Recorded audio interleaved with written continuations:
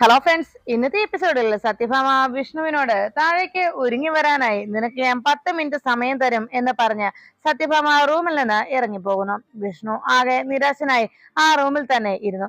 ഈ സമയത്ത് വിഷ്ണുവിന്റെ വിവാഹം മുടക്കുന്നതിന് വേണ്ടി പുതിയ പദ്ധതി കണ്ടുപിടിച്ച സന്തോഷത്തിൽ രോഹിത്തിനെയും മറ്റും അരികിലേക്ക് പപ്പിമോള് വന്നിരുന്നു. ആ സമയത്ത് രാഘവൻ നായരോട് വിശേഷങ്ങൾ പറഞ്ഞുകൊണ്ട് ഷൺമുഖദാസ് ഓരോ കാര്യങ്ങൾ പറയുമ്പോൾ ഷൺമുഖദാസിന്റെ സംസാരങ്ങളൊക്കെ കേട്ടങ്ങനെ രാഘവൻ നായർ ഇരിക്കുമ്പോഴാണ് പപ്പിമോളെ കണ്ട് മഞ്ജരി പപ്പിമോളെ തന്റെ അരികിലേക്ക് വിളിക്കുന്നതിനായിട്ട് മോളോട് കുസൃതിയായി ഓരോ ചേഷ്ടകൾ കാണിച്ചു. അത് കണ്ടതും ഒട്ടും ഇഷ്ടപ്പെടാത്ത രീതിയിൽ കൊഞ്ഞനം കുത്തുകയും മുഖം കൊണ്ട് ഗോഷ്ഠികൾ കാണിച്ചുമൊക്കെ പപ്പിമോള് മഞ്ജരിയെ ഇഷ്ടമില്ലാത്ത രീതിയിൽ പെരുമാറുന്നു. അത് കണ്ട മഞ്ജരി അന്തിച്ച് അമ്മയെ നോക്കി. ഈ സമയത്ത് താല്പര്യമൊന്നുമില്ലാതെ പപ്പിയും പിള്ളേച്ചനും അവിടെ ഹാളിലേക്ക് വന്നു നിന്നു. അപ്പോഴാണ് ഷൺമുഖദാസനോട് വിവരങ്ങളൊക്കെ രാഘവൻ നായർ അന്വേഷിച്ചത്. അല്ല, ഇനി എന്താണ് ഷൺമുഖദാസിന്റെ അടുത്ത പദ്ധതിയൊക്കെ? ഉടനെ ഷൺമുഖദാസ് നമ്മുടെ അടുത്ത നീക്കത്തെ കുറിച്ച് ഷൺമുഖദാസ് ഒന്നും പറഞ്ഞില്ലല്ലോ എന്ന് ചോദിച്ചതും ഉടനെ രാഘവൻ നായരോട് ഷൺമുഖദാസ് പറഞ്ഞു, എനിക്ക് കൂടുതലൊന്നും പറയാനില്ല രാഘവേട്ട, ഞങ്ങൾക്ക് ഒറ്റ മോളാണ് മഞ്ജരി, അതുകൊണ്ട് ഞങ്ങൾക്കുള്ളതെല്ലാം ഇവൾക്കുള്ളതാണ് എന്ന് ഷൺമുഖദാസ് അറിയിച്ചു. അത് കേട്ട ഉടനെ ഷൺമുഖദാസിന്റെ സംസാരം എല്ലാം കേട്ട് അങ്ങനെ ചിരിച്ചുകൊണ്ടിരിക്കുമ്പോ ഷൺമുഖദാസ് പറഞ്ഞു, അതെ, ഉടനെ തന്നെ ഞാനൊരു മന്ത്രിയാകുമല്ലോ. മന്ത്രിയുടെ മകളുടെ വിവാഹം ഒട്ടും ആർഭാടം കുറച്ച് നടത്താനും കഴിയില്ലല്ലോ. അത് മാത്രമല്ല, പ്രത്യേകിച്ചും ആഭ്യന്തരമന്ത്രിയാകുമ്പോ എന്ന് രാഘവൻ നായരോട് ഷൺമുഖദാസ് അറിയിച്ചു. അത് കേട്ടതും രാഘവൻ നായർ ചോദിച്ചു, അല്ല, മന്ത്രിസ്ഥാനം കിട്ടുമെന്ന് ഉറപ്പായാലോ അല്ലെ എന്ന് രാഘവൻ നായർ അന്വേഷിച്ചപ്പോ ഉടനെ ഷൺമുഖദാസ് പറഞ്ഞു, അതെ, എന്റെ കൂട്ടത്തിലുള്ള 6 MLA-മാര് സർക്കാരിന് പിന്തുണ നൽകിയത് കൊണ്ട് മാത്രമാണ് ഇപ്പോഴും സർക്കാർ പിടിച്ചു നിൽക്കുന്നത്. അതും എന്നെ മന്ത്രിയാക്കാമെന്നും ആഭ്യന്തരം തന്നെ എനിക്ക് തരാമെന്ന ഉറപ്പിന്മേൽ. അതുകൊണ്ടാണല്ലോ ഇപ്പോ ഈ മന്ത്രിസഭ മൂക്കുകുത്താതെ ഇങ്ങനെ മുന്നോട്ട് പോകുന്നത് എന്ന് ഷൺമുഖദാസ് അറിയിച്ചു. ഷൺമുഖദാസിന്റെ ആ സംസാരം കേട്ടതും രാഘവൻ നായർ പറഞ്ഞു, എന്തായാലും അത് കൊള്ളാം. 2 പക്ഷത്തിനും ഒരു രീതിയിലും പ്രശ്നമുണ്ടാകാതെ രണ്ടുപേർക്കും നഷ്ടം വരാത്ത രീതിയിലായിരുന്നല്ലേ ഈ ഒരു കാര്യം, ഈ ബിസിനസ് അല്ലെ എന്ന് രാഘവൻ നായർ അന്വേഷിച്ചതും ഷൺമുഖദാസ് പറഞ്ഞു, പിന്നല്ലാതെ 2 കൂട്ടർക്കും യാതൊരു രീതിയിലും നഷ്ടം സംഭവിക്കാത്തത് രീതിയിൽ വേണ്ടേ കാര്യങ്ങൾ മുന്നോട്ട് കൊണ്ടുപോകാൻ. എല്ലാം ഒരു ബിസിനസ് മൈൻഡ് അല്ലേ രാഘവേട്ട എന്ന് ഷൺമുഖദാസ് അറിയിച്ചു. അത് കേട്ട ഉടനെ തന്നെ രാഘവൻ നായർ പറഞ്ഞു, ഓ, അത് തന്നെ. അപ്പോ ഈ ഇടപാടിലും അതേ ബിസിനസ് മൈൻഡ് തന്നെ ആയിരിക്കും അല്ലെ? 2 പേർക്കും ഇതിലും ലാഭം തന്നെയാണല്ലോ ഉണ്ടാവുന്നത് അല്ലെ?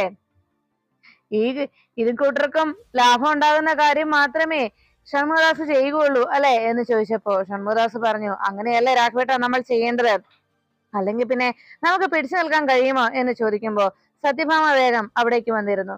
ഇത് കേട്ട ഉടനെ രാഘവൻ നായർ ചോദിച്ചു, അപ്പോ ഈ ബന്ധത്തിന്റെ പിന്നിലും ഇതുപോലെ തന്നെ ഒരു ലാഭേച്ഛ ഷൺമുഖദാസ് കണ്ടിട്ടുണ്ടാവും അല്ലെ? ഇരുകൂട്ടർക്കും ലാഭം ഉണ്ടാകുന്ന കാര്യമാണല്ലോ ഈ ബന്ധം കൊണ്ട് ഉണ്ടാകുന്നത് എന്ന് രാഘവൻ നായർ ചോദിച്ചത് കേട്ട് ഷൺമുഖദാസ് ആകെ നാണകെട്ട രീതിയിൽ തന്നോട് സംസാരിക്കുന്നതിന്റെ ദേഷ്യത്തിൽ, അല്ല, രാഘവൻ എന്തായി പറഞ്ഞു വരുന്നത് എന്ന് ഷൺമുഖദാസ് ചോദിച്ചു. അപ്പോഴേക്കും രാഘവൻ നായർ പറഞ്ഞു, അയ്യോ, മുഷിപ്പൊന്നും തോന്നണ്ട, വീട്ടിലേക്ക് ക്ഷണിച്ചു വരുത്തിയ ആളുകളെ അപമാനിക്കുകയൊന്നും അല്ല ഞാൻ ചെയ്തത്. അതും ഭാവിയിലെ ആഭ്യന്തരമന്ത്രിയാകാൻ പോകുന്ന ആളോട് ഒരിക്കലുമില്ല. ഞാനേ വെറുതെ ഒന്ന് ഫലിതം പറഞ്ഞതേ ഉള്ളൂ എന്ന് ചോദിച്ചതും രാഘവൻ നായരുടെ സംസാരം കേട്ട് ഉടനെ ഷൺമുഖദാസ് ചോദിച്ചു, ഓ, ഫലിതമായിരുന്നല്ലേ? ഫലിതമാണ് കേട്ടോ എന്ന് സുലോചന എന്ന ഷൺമുഖദാസിന്റെ ഭാര്യയോട് ഷൺമുഖദാസ് പറഞ്ഞു. അങ്ങനെ അവർ അത് ചിരിച്ചുകൊണ്ട് രാഘവൻ നായരുടെ സംസാരം കേട്ട് അങ്ങനെ ചിരിച്ചുകൊണ്ട് നിൽക്കുമ്പോ പിള്ളേച്ചനോട് പതുക്കെ പൊന്നി ചോദിച്ചു, അല്ല പിള്ളച്ചേട്ടാ, ഇയാളെന്താ പൊട്ടനാണോ? ഇയാളെ വളരെ വ്യക്തമായി എല്ലാവരുടെയും മുന്നിൽ വെച്ച് ഇങ്ങനെ പരിഹസിച്ചിട്ടും ഇയാൾക്കത് മനസ്സിലായില്ലേ രാഘവേട്ട? അല്ല, നാണോ മാനോ ഉള്ള ആളുകളാണെങ്കിൽ ഇതിനോടകം ഈ ആലോചന വേണ്ടെന്ന് വെച്ച് ഇവിടെ നിന്ന് ഇറങ്ങിപ്പോകുമായിരുന്നില്ലേ എന്ന് ഷൺമുഖദാസിനെ കുറിച്ച് പൊന്നി പിള്ളാച്ചനോട് ചോദിച്ചതും പിള്ളാച്ചൻ പറഞ്ഞു, നാണോ മാനോ അത് അയാളോട് നീ ഒന്ന് നേരിട്ട് ചോദിച്ചു നോക്കിയേ, അപ്പൊ അയാൾ പറയും അതെന്താണെന്ന്. അതെ, ദേഹം തൊലി പാതി പൊള്ളിയ ഒരു കാണ്ടാമൃഗം ഇയാളോട് കുറച്ച് തൊലി തനിക്ക് തരാമോ എന്ന് ചോദിച്ചുവെന്നാണ് നാട്ടുകാർ പറയാറുള്ളത്. അത്രയ്ക്കും മോശമായ സ്വഭാവക്കാരൻ, അത്രയ്ക്കും തൊലികെട്ടിയ ഇയാൾക്കുള്ളത്. അത് മാത്രമല്ല, ഇടതും വലതും നടുവും ഒക്കെ ആയിട്ട് ഈ ഒരു വർഷത്തിനിടെ 6 തവണയാണ് ഇയാള് കാല് മാറിയിരിക്കുന്നത്. സത്യത്തിൽ ഈ കാലുമാറ്റത്തിന് എന്തെങ്കിലും ഗിന്നസ് റെക്കോർഡ് ഏർപ്പാട് ചെയ്തിട്ടുണ്ടായിരുന്നെങ്കിൽ തീർച്ചയായിട്ടും ആ റെക്കോർഡിന്റെ അർഹനായിരിക്കുന്നത് ഇയാൾ തന്നെയാണ് എന്ന് പിള്ളാച്ചൻ പൊന്നിയോട് അറിയിച്ചു. സത്യത്തിൽ ഇപ്പോ ഇങ്ങനെയൊരു നീക്കം, ഈ ഒരു ആലോചന നടത്തിയതിന്റെ പിന്നില് എന്താ കാര്യം എന്നാ പൊന്നി നീ കരുതിയിരിക്കുന്നത്? ഇയാളിപ്പോ ഇങ്ങനെ ഒരു വിവാഹാലോചന നടത്തിയത് വേറൊന്നിനുമല്ല, വിഷ്ണു കുഞ്ഞിനെ കണ്ടിട്ടോ ഒന്നുമല്ല, മറിച്ച് സത്യാമ്മയുടെ കയ്യിലെ പണം കണ്ടിട്ട്. ഈ വിവാഹം കഴിയുന്ന അടുത്ത നിമിഷം ഇയാള് സത്യാമ്മയെ ഊറ്റാൻ തുടങ്ങും. അവസാനം കരിമ്പിൻചണ്ടി പോലെ സത്യാമ്മ ഇയാൾ വലിച്ചെറിയും. അത് കേട്ട ഉടനെ പൊന്നി ചോദിച്ചു, അല്ല സത്യാമ്മയ്ക്ക് ഇതൊന്നും മനസ്സിലാവുന്നില്ലേ പിള്ളച്ചേട്ടാ എന്ന് ചോദിച്ചിട്ടും പിള്ളച്ചേട്ടൻ പറഞ്ഞു, എന്റെ പൊന്നി, അതൊന്നും മനസ്സിലാക്കാൻ സത്യാമ്മയ്ക്ക് ചിലപ്പോ അറിയില്ലല്ലോ. ഇത്തരം കാര്യങ്ങളൊന്നും സത്യാമ്മ സാധാരണയായിട്ട് മനസ്സിലാക്കുന്നുമില്ലല്ലോ എന്ന് പിള്ളാച്ചൻ വിഷമത്തോടെ പൊന്നിയോട് പറയുകയും ആ പിന്നിലായി തൂക്കിയിട്ടിരിക്കുന്ന ആ വീട്ടിലെ കുടുംബ ചിത്രത്തിൽ മുഖം മറച്ചു വെച്ചിരിക്കുന്ന ശാലിനിയുടെ ആ ഫോട്ടോയിലേക്ക് പിള്ളാച്ചൻ വേദനയോടെ നോക്കുകയും ചെയ്തു. ഇതിന് ഈ വിവാഹം മുടക്കാൻ എന്തെങ്കിലും വഴിയില്ലേ പിള്ളച്ചേട്ടാ എന്ന് പിള്ളാച്ചനോട് വളരെ വേദനയോടെ പൊന്നു ചോദിച്ചിട്ടും പിള്ളച്ചേട്ടൻ പറഞ്ഞു, അതിനി സാക്ഷാൽ ദൈവം തന്നെ വിചാരിക്കണം എന്ന് പിള്ളച്ചേട്ടൻ പൊന്നിയോട് അറിയിച്ചു. അപ്പോഴാണ് മഞ്ജരിയുടെ തൊട്ട് മുന്നിൽ വന്ന് നിന്ന പപ്പിമോള് മഞ്ജരിക്ക് തന്നോട് ദേഷ്യം തോന്നത്തക്ക രീതിയിൽ മഞ്ജരിയെ നോക്കി ഓരോ കൊഞ്ഞനം കുത്തുകയും ഓരോ ഘോഷികൾ കാണിക്കുകയും ചെയ്തുകൊണ്ട് അങ്ങനെ നിന്നു. അപ്പോഴേക്കും മഞ്ജരി വേഗം അടുത്തിരുന്ന അമ്മ സുലോചനയോട് ചോദിച്ചു, അമ്മേ, ഏതാ അമ്മേ ആ കുട്ടിപ്പിശാച് എന്ന് ചോദിച്ചപ്പോ ഉടനെ സുലോചന പറഞ്ഞു, ഓ അതോ, ദാ ആ ഇരിക്കുന്ന ഒരുത്തനില്ലേ, സത്യഭാമ നമ്മളെ പരിചയപ്പെടുത്തിയത് ഇളയ മകൻ എന്ന് പറഞ്ഞാലേ, സത്യത്തിലേ അവൻ ഈ വീട്ടിലെ ആരുമല്ല, ഇവരുമായിട്ട് യാതൊരു ബന്ധവുമില്ല. ഇവിടുന്ന് കുറച്ച് ദൂരെയായിട്ട് ഒരു കോളനി ഉണ്ട്. അവിടെ സത്യഭാമയുടെ കാറിടിച്ച് അവിടെ ഈ പയ്യന്റെ അമ്മ ഒരു വട്ടം സത്യഭാമയുടെ കാറിന് മുന്നിൽ ചാടുകയും അങ്ങനെ അവർ മരിക്കുകയും ചെയ്തു. അതിനുശേഷം അവൻ ഈ ഒറ്റാന്തടി തനിച്ചായെന്ന് പറഞ്ഞ് ഇവനെ ദത്തുപുത്രനായി സത്യഭാമ ഇങ്ങോട്ട് കൂട്ടിക്കൊണ്ടുവന്നു. അതിനുശേഷം ഇവരുടെ ദത്തുപുത്രനായി ഇവിടെ കഴിയുകയാണ്. അതാണ് സംഭവം. പിന്നെ അപ്പുറത്ത് നിൽക്കുന്ന ആ പെണ്ണിലെ ചായക്കടക്കാരി ശാരദാമ്മയുടെ മകള്, ആ ചായക്കടക്കാരിയുടെ മകളിൽ അവന് ജനിച്ചതാണ് ഈ നിൽക്കുന്ന കുരുപ്പ് എന്ന് സുലോചന മഞ്ജരിയെ പരിചയപ്പെടുത്തുന്നു.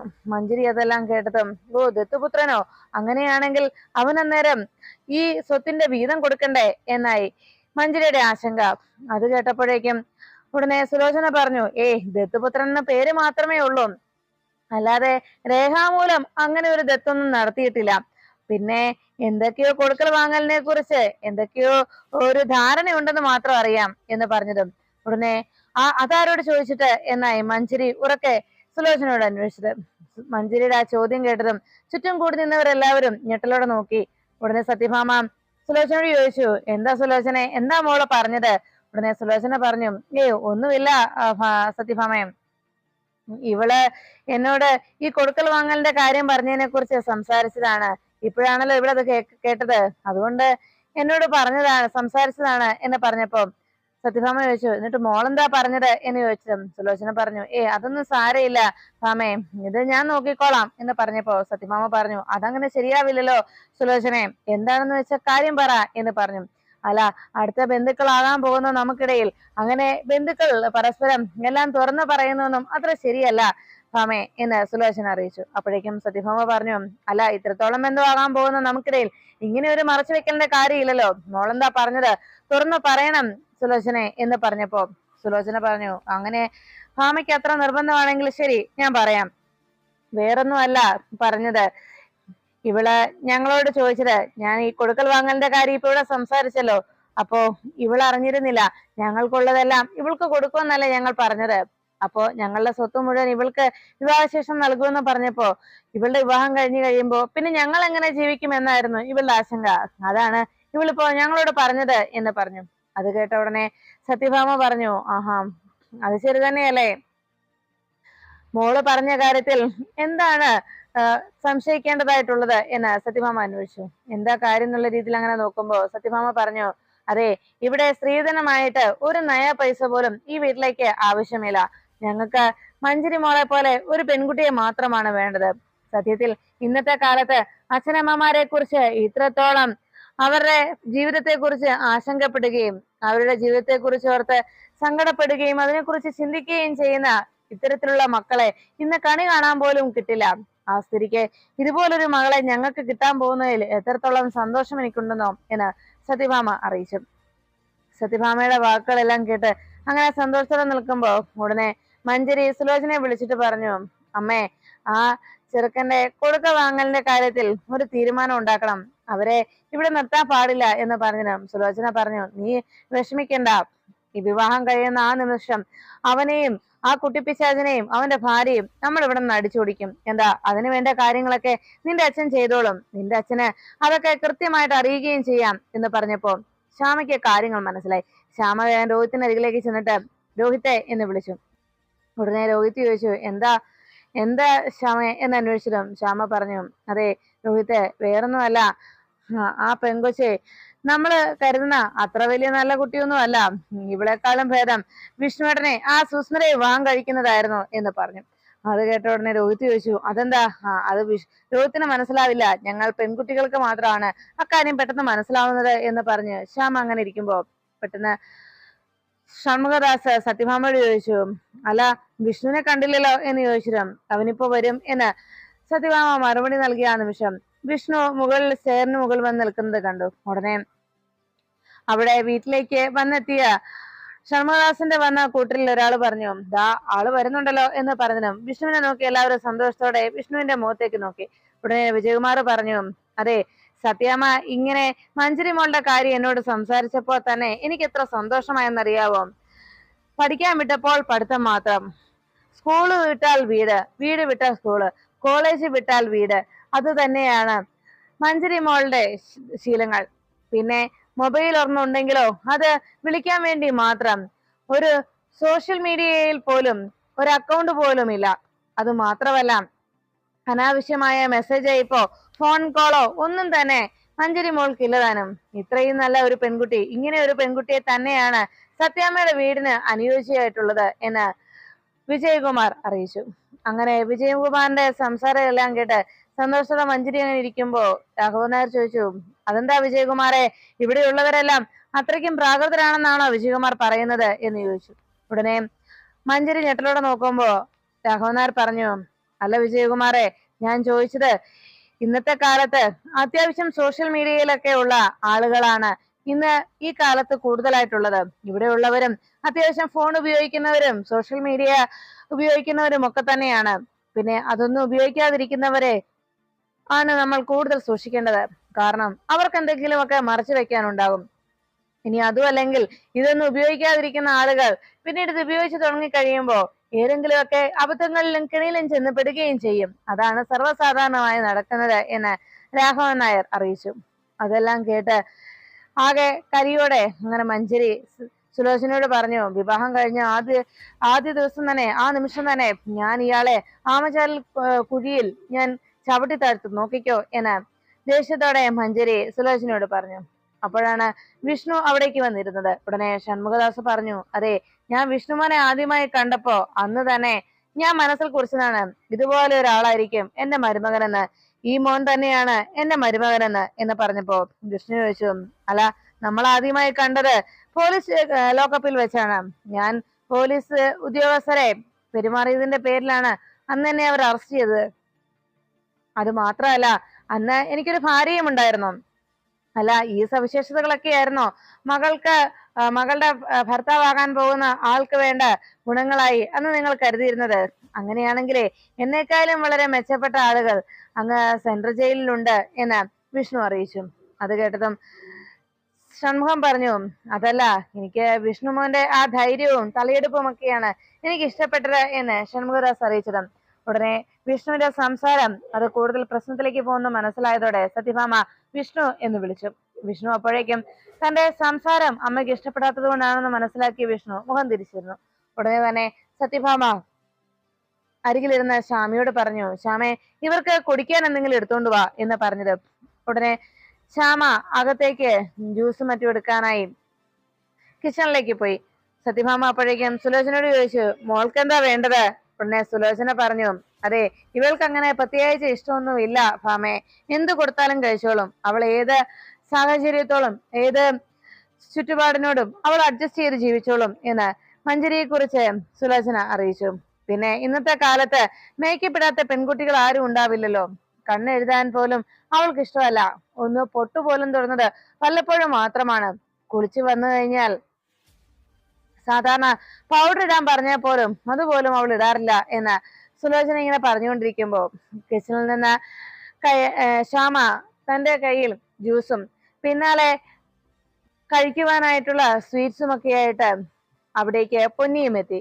ഈ സമയത്ത് സുലോചനയുടെ വാക്കുകൾ കേട്ട പൊന്നി ശ്യാമയോട് പറഞ്ഞു, അതെ, ആ പെൺകുച്ചിന്റെ നാച്ചുറൽ ബ്യൂട്ടി ആണെന്ന് പറയാനാണ് അവരിങ്ങനെയൊക്കെ സംസാരിക്കുന്നത് എന്ന് പറഞ്ഞ് അവര് സംസാരം എല്ലാം കേട്ട് ചിരിച്ചുകൊണ്ട് അങ്ങനെ മുന്നിലെ ആ ടേബിളിന് ടീപ്പോയ്ക്ക് മുന്നിലേക്ക് ആ ജ്യൂസും സ്വീറ്റ്സ് ഐറ്റമായിട്ട് വരാൻ തുടങ്ങുമ്പോ പെട്ടെന്ന് രാഘവൻ നായർ ചോദിച്ചു, അല്ല കുളിക്കുമല്ലോ അല്ലേ എന്ന്. രാഘവൻ നായരുടെ ചോദ്യം കേട്ടതും ആകെ അടി കിട്ടിയതുപോലെ മഞ്ജരിയും സുലോചനയും ഇരുന്നു. ഉടനെ ആ സംസാരം കേട്ട് അവിടെ ഇരുന്ന ഷൺമുഖദാസ് പറഞ്ഞു, രാഘവേട്ടന്റെ ഫലിതം അല്ലെ എന്ന് ചോദിച്ചതും അതെ അതെ എന്ന് രാഘവൻ നായർ മറുപടി നൽകി. അപ്പോഴാണ് രാഘവൻ നായരുടെ സംസാരം കേട്ട് അപ്പുറത്തുനിന്ന് ശ്യാമയ്ക്കും പൊന്നിക്കും ആകെ ചിരി വന്നു. പിന്നീട് ശ്യാമയും പൊന്നിയും കൂടി ആ ജ്യൂസും സ്വീറ്റ്സും ഒക്കെ ആ ടീപ്പോയിൽ കൊണ്ടുവന്ന് വെച്ചതും അവിടെ ഇരുന്ന പപ്പി പെട്ടെന്ന് പറഞ്ഞു, അതെ ആന്റിക്ക് ഞാൻ കൊടുത്തോളാം.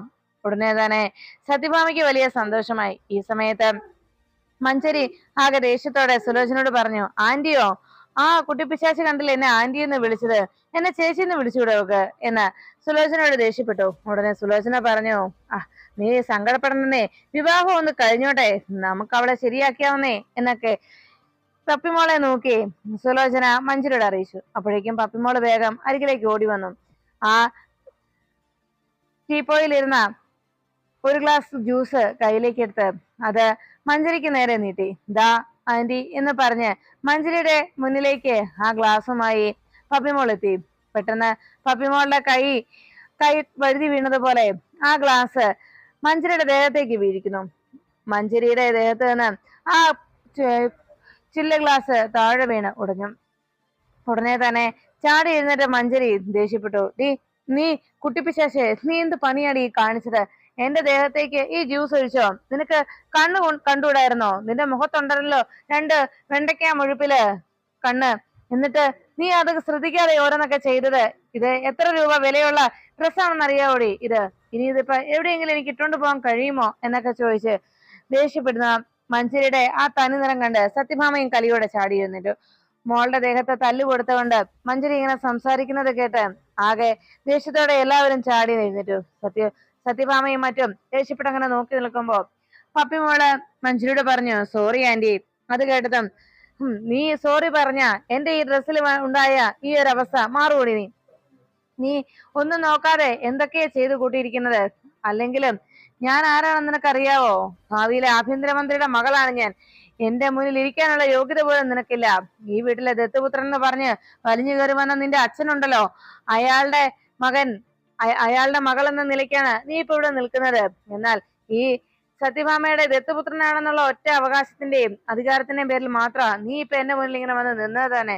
അല്ലായിരുന്നെങ്കിലുണ്ടല്ലോ എന്ന് പറഞ്ഞ് ദേഷ്യപ്പെട്ടപ്പോഴേക്കും വീണ്ടും പപ്പിമോള് പറഞ്ഞു, സോറി ആന്റി, ഞാൻ സോറി പറഞ്ഞില്ലേ? ഉടനെ നിന്റെ ഒരു സോറി പറഞ്ഞാൽ തീരുകൂടിയത്, നിനക്കിട്ട് 2 എണ്ണം കൂടി തരാനാ എനിക്ക് തോന്നുന്നത് എന്ന് പറഞ്ഞ് വീണ്ടും മഞ്ജരി മോൾക്ക് നേരെ കൈ ഉയർത്തിയപ്പോ ആ കൈ പെട്ടെന്ന് വന്ന് സത്യഭാമ തടഞ്ഞു. സത്യഭാമ മഞ്ജരിയുടെ കയ്യിൽ കടന്നു പിടിക്കുകയും ഉടനെ തന്നെ മഞ്ജരിയുടെ കരണത്ത് സത്യഭാമ അടിക്കുകയും ചെയ്തു. ആ കാഴ്ച കണ്ടതും പെട്ടെന്ന് ഷൺമുഖദാസ് ചാടി എഴുന്നേറ്റു. സത്യഭാമയെ, എന്റെ മോളുടെ ദേഹത്ത് തൊടാൻ നിങ്ങൾക്ക് ആരാ അധികാരം തന്നത്? അതും എന്റെ മുന്നിൽ വെച്ച് എന്ന് ചോദിച്ചതും സത്യഭാമ പറഞ്ഞു, എന്നാലേ ഈ നിൽക്കുന്ന എന്റെ പേരക്കുട്ടി ഈ പിഞ്ചു കുഞ്ഞിനോടാണ് എന്റെ മുന്നിൽ വെച്ച് ഈ പേരക്കുട്ടിയെയാണ് ഇവളും തല്ലിയത്. അത് ഞാൻ ക്ഷമിക്കണം എന്നാണോ ഷൺമുഖദാസ് പറയുന്നത് എന്ന് ചോദിച്ചതും മഞ്ജരി പറഞ്ഞു, തല്ലുകല്ല, ഒരു തല്ലല്ല, ഇനിയും അവൾക്ക് കൊടുക്കണം എന്ന് പറഞ്ഞ് മഞ്ജരി ദേഷ്യപ്പെട്ടതോ സത്യഭാമ പറഞ്ഞു, നീ ഒരക്ഷരം മിണ്ടിപ്പോകരുത് അഹങ്കാരി എന്ന് പറഞ്ഞ് മഞ്ജരിയോട് ദേഷ്യപ്പെട്ടു. ഉടനെ ഷൺമുഖദാസ് പറഞ്ഞു, സത്യഭാമേ, നിങ്ങൾ ആരുടെ മകളോടായി സംസാരിക്കുന്ന ഓർമ്മ വേണം. ഒരു ആഭ്യന്തരമന്ത്രിയാകാൻ പോകുന്ന ആളാ ഞാൻ എന്ന് പറഞ്ഞതും, ആഭ്യന്തരമന്ത്രിയാകാൻ പോകുന്നല്ലേ ഉള്ളൂ, ഇപ്പൊ നിങ്ങൾ ആഭ്യന്തരമന്ത്രി അല്ലല്ലോ എന്ന് സത്യഭാമ ഷൺമുഖദാസിനോട് ദേഷ്യപ്പെട്ടു. അപ്പോഴേക്കും ഷൺമുഖദാസ് പറഞ്ഞു, അതെ, നിങ്ങൾ ഈ കാണിച്ചതിനുള്ള ഭവിഷ്യത്ത് നിങ്ങൾ അനുഭവിക്കും, ഓർത്തോ എന്ന് പറഞ്ഞപ്പോ സത്യഭാമ പറഞ്ഞു, ആയിക്കോട്ടെ, എനിക്ക് കുഴപ്പമൊന്നും തന്നെയില്ല. എന്റെ പേരക്കുട്ടിയുടെ ദേഹത്ത് കൈ വെച്ചാലുണ്ടല്ലോ, ആ കൈ ഞാൻ വെട്ടും, മനസ്സിലായോ? ഈ സത്യഭാമയുടെ പേരക്കുട്ടിയുടെ നേരെ ഒരു ചെറുവിരൽ പോലും ഉയർത്താൻ ഞാൻ ആരെയും സമ്മതിക്കില്ല എന്ന് സത്യഭാമ ഷൺമുഖദാസിനോട് പറഞ്ഞു. എന്തായാലും നിങ്ങളുടെ അഹങ്കാരിയായി ഈ മകളെയും വിളിച്ചുകൊണ്ട് ഇപ്പൊ ഇവിടെ നിന്ന് പോയിക്കോ, അതാണ് നിങ്ങൾക്ക് നല്ലത് എന്ന് പറഞ്ഞതും ഷൺമുഖദാസ് പറഞ്ഞു, അതെ സത്യഭാമേ, നിങ്ങൾ ഈ പറയുന്നതിനും പ്രവർത്തിക്കുന്നതിനും ഒക്കെ നിങ്ങൾക്ക് ഒരിക്കൽ കൂടി നിങ്ങൾ ചെയ്തു പോയ തെറ്റിനെ കുറിച്ച് ഓർത്ത് പശ്ചാത്തപിക്കേണ്ടി വരുന്ന നിമിഷം ഉണ്ടാകും. നിങ്ങൾ ഈ ചെയ്യുന്നത് ഒട്ടും ശരിയല്ലെന്നുള്ള കാര്യം നിങ്ങൾ മറന്നു പോകരുത് എന്ന് സത്യഭാമയോട് പറയുമ്പോ സത്യഭാമ പറഞ്ഞു, എനിക്കതിലൊന്നും പ്രശ്നമില്ല, നിങ്ങളുടെ മകളെയും വിളിച്ചുകൊണ്ട് എങ്ങോട്ടെങ്കിലും പൊയ്ക്കോ എന്ന് പറഞ്ഞു. അപ്പോഴേക്കും സത്യഭാമയോട് ഷൺമുഖദാസ് പറഞ്ഞു, സത്യഭാമയെ, അങ്ങനെയാണെങ്കിൽ എനിക്ക് ഈ ആലോചന ഒന്നുകൂടി ഒന്ന് നോക്കേണ്ടി വരും എന്ന് പറഞ്ഞപ്പോ സത്യഭാമ പറഞ്ഞു, അത് ശരി, നിങ്ങൾക്ക് ഒന്നുകൂടി പുനരാലോചിക്കണം എന്നതാണോ? എന്നാലേ ഈ സത്യഭാമ എപ്പോഴും ഇത് വേണ്ടെന്ന് വെച്ചു കഴിഞ്ഞു എന്ന് ഷൺമുഖദാസിനോട് ദേഷ്യത്തോടെ സത്യഭാമ അറിയിച്ചു. അപ്പോഴേക്കും ഷൺമുഖദാസ് പറഞ്ഞു, സത്യഭാമേ, നിങ്ങള് ഈ ചെയ്യുന്ന പ്രവർത്തിക്കൊക്കെ നിങ്ങൾ ശരിക്കും സങ്കടപ്പെടാൻ പോകുന്നതേ ഉള്ളൂ എന്ന് പറഞ്ഞപ്പോ സത്യഭാമ പറഞ്ഞു, അതെ, ആഭ്യന്തരമന്ത്രിയാണെന്ന് വെച്ച് നിങ്ങൾക്ക് ഈ സത്യഭാമയൊന്ന് തൊടാൻ പോലും കഴിയില്ല. ഈ സത്യഭാമയുടെ കയ്യിലുള്ള അത്രയും പൂത്ത പണമൊന്നും നിങ്ങളുടെ പക്കൽ ഇല്ലല്ലോ എന്ന് മനസ്സുറുത്തി ഓർക്കുന്നത് നല്ലതായിരിക്കും. പിന്നെ ഒരു കാര്യം, എന്റെ പേരക്കുട്ടിയെ വേദനിപ്പിച്ചാൽ അത് ആരാണെങ്കിലും ശരി, ഞാൻ ആരെയും വെറുതെ വിടില്ല എന്ന് സത്യഭാമ അറിയിച്ചു. അപ്പോഴേക്കും അപ്പുറത്ത് നിന്ന് ആ ബ്രോക്കർ വിജയകുമാർ സത്യാമ്മേ എന്ന് വിളിച്ചു. അപ്പോഴേക്കും സത്യഭാമ പറഞ്ഞു, താനിവിടെ വന്നപ്പോ എന്തൊക്കെയാടോ പറഞ്ഞത്? ഒരാണിന്റെയും മുഖത്ത് നോക്കുകയില്ല, അതുപോലെ തന്നെ വീട് വിട്ടാൽ കോളേജ് വിട്ടാൽ വീട്, അങ്ങനെ അത്രയും മര്യാദയോടെ വളർന്നവളാണ് ഈ നിൽക്കുന്നവളെന്ന് അല്ലെ? എന്നിട്ട് ആ മര്യാദയാണ് അവളിപ്പോ ഇവിടെ കാണിച്ചു വെച്ചത്. ഇവൾ ഏതൊക്കെ രീതിയിൽ ഞങ്ങളുടെ കുടുംബത്തെ ദ്രോഹിച്ചിട്ടുണ്ടെന്ന് എനിക്കിപ്പോൾ ഉടനെയൊന്നും പറയാൻ കഴിയില്ല. പക്ഷെ ഒരു കാര്യം ഞാൻ പറയാം, എന്റെ പേരക്കുട്ടിയെ വേദനിപ്പിച്ചാൽ അത് ആരാണെങ്കിലും ശരി, ആഭ്യന്തരമന്ത്രിയല്ല, ഇനി മുഖ്യമന്ത്രിയുടെ മകളാണെങ്കിൽ പോലും ഞാൻ അവളുടെ കർണ ധരിച്ചിരിക്കും എന്ന് സത്യഭാമ പറഞ്ഞു. ഇനി മേലാൽ ഇവളുടെ നിഴൽ പോലും എന്റെ കൺമുന്നിൽ വന്നു പോകരുത്, വേഗം നിങ്ങളുടെ മകളെയും വിളിച്ചുകൊണ്ട് പൊയ്ക്കോ എന്ന് ഷൺമുഖദാസിനോട് സത്യഭാമയും ആക്രോശിച്ചു. ഇതെല്ലാം കേട്ട് ഭയന്ന് വിറച്ച് ഷൺമുഖദാസും മകളും ഭാര്യയും അപ്പുറത്ത് അങ്ങനെ നിൽക്കുമ്പോ സത്യഭാമ പറഞ്ഞു, അതെ, നിങ്ങള് എന്നോട് കാണിക്കുന്ന ഈ സ്നേഹവും കരുതലും ഒക്കെ അത് എന്നോടുള്ള ആത്മാർത്ഥത കൊണ്ടൊന്നും അല്ലല്ലോ. സത്യത്തിൽ നിങ്ങളുടെ ഈ പ്രയോഗം കൊണ്ട്, നിങ്ങളുടെ ഈ നീക്കം കൊണ്ട് ആകെ പ്രശ്നത്തിലായതും ആകെ കുഴപ്പത്തിലായതും തൽക്കാലം ഞാനാണ് എന്ന് സത്യഭാമ ഇങ്ങനെ പറയുമ്പോ, ഇനി മേലാൽ നിങ്ങളെയും നിങ്ങളുടെ കുടുംബത്തെയും എനിക്ക് കാണുക പോലും വേണ്ടെന്ന് പറഞ്ഞ് ഷൺമുഖദാസിനോടും കുടുംബത്തോടും അവിടെ നിന്ന് ഇറങ്ങി പോകാനായി സത്യഭാമ അറിയിച്ചു. ഷൺമുഖദാസ് കലതുള്ളി അവിടെ നിന്ന് പോകുമ്പോ വിഷ്ണു അമ്മയൊന്ന് നോക്കി. വിഷ്ണു ആകെ വിഷമത്തോടെ വേഗം എഴുന്നേറ്റിട്ട് ചോദിച്ചു, ഇനി എനിക്ക് പോകാലോ അല്ലേ എന്ന് ചോദിച്ച് വിഷ്ണു വേഗം തന്റെ റൂമിലേക്ക് പോകാൻ ഒരുങ്ങി. സത്യഭാമയുടെ അരികിൽ നിന്ന് ആ പപ്പിയെ നോക്കി മോളുടെ മുഖത്തൊന്ന് തലോടിക്കൊണ്ട് വിഷ്ണു ഒന്നും മിണ്ടാതെ അവിടെ നിന്ന് മുകളിലേക്ക് കയറി പോകുന്നു. ഈ സമയത്ത് സത്യഭാമയുടെ അരികിലിരുന്ന പപ്പിമോൾക്ക് ആകെ വിഷമമായി. പപ്പിമോള് സത്യഭാമയുടെ മടിയിൽ ഇരുന്നിട്ട് ചോദിച്ചു, സത്യാമ്മേ, എന്നാ സത്യാമ്മേ എന്റെ വിഷ്ണു അച്ഛന്റെ സങ്കടമൊക്കെ മാറുന്നത് എന്ന് മോളിങ്ങനെ ചോദിക്കുമ്പോ സത്യഭാമ പറഞ്ഞു, മോള് വിഷമിക്കണ്ട. അപ്പോഴേക്കും സത്യഭാമയോട് പപ്പിമോള് പറഞ്ഞു, സോറി അച്ഛമ്മേ. ഉടനെ സത്യഭാമ പറഞ്ഞു, മോളെന്തിനാ സോറി പറയുന്നത്? മോളുടെ ആ പ്രവൃത്തി കൊണ്ട് മാത്രമാണ് അവളുടെ ചെമ്പ് ശരിക്ക് തെളിഞ്ഞു കണ്ടത് എന്ന് സത്യഭാമ പപ്പിമോളോട് അറിയിച്ചു. ഉടനെ പപ്പിമോളെ അരികിൽ വിളിച്ച്, ശ്യാമ, മോളുടെ ദേഹത്ത് ആ പെങ്കൊച്ച് അടിച്ചതല്ലേ, അമ്മ തൂത്തു തരാട്ടോ എന്ന് പറഞ്ഞ് ശ്യാമ മോളെ ചേർത്ത് പിടിക്കാൻ ഒരുങ്ങിയത്. ഉടനെ പപ്പിമോള് പറഞ്ഞു, വേണ്ട, ഞാൻ വിഷ്ണു അച്ഛൻ്റെ അടുത്തോട്ട് പോയിക്കോളാം എന്ന് പറഞ്ഞു. മോളെ ഇവിടെ നിൽക്കുന്ന പറഞ്ഞ് ശ്യാമ നിർബന്ധം പിടിക്കുമ്പോ ശ്യാമയെ മൈൻഡ് ചെയ്യാതെ പോകാൻ ഒരുങ്ങുന്ന പപ്പിയുടെ പ്രവൃത്തി കണ്ട് ഉടനെ രോഹിത് ശ്യാമയെ തടഞ്ഞു. വേണ്ട ശ്യാമേ, അവൾ പൊയ്ക്കോട്ടെ, അവൾക്ക് വിഷ്ണുവിന്റെ അടുത്ത് ചെന്നിരിക്കുന്നതാണ് അവൾക്ക് മറ്റെന്തിനേക്കാളും സന്തോഷവും. അവളുടെ സങ്കടവും പരിഭവവും ഒക്കെ വിഷ്ണുപ്രോയോടാണ് അവൾ പറയുന്നത്. അതുകൊണ്ട് അവളെ തടഞ്ഞു നിർത്തണ്ട, അവൾ പൊയ്ക്കോട്ടെ എന്ന് രോഹിത് ശ്യാമയോട് പറയുന്നു. അങ്ങനെ പപ്പിമോള് രോഹിത്തിന്റെ അനുവാദം കിട്ടിയ സന്തോഷത്തിൽ വേഗം വിഷ്ണുവിന്റെ അരികിലേക്ക് പപ്പിമോള് ഓടിപ്പോകുന്നു.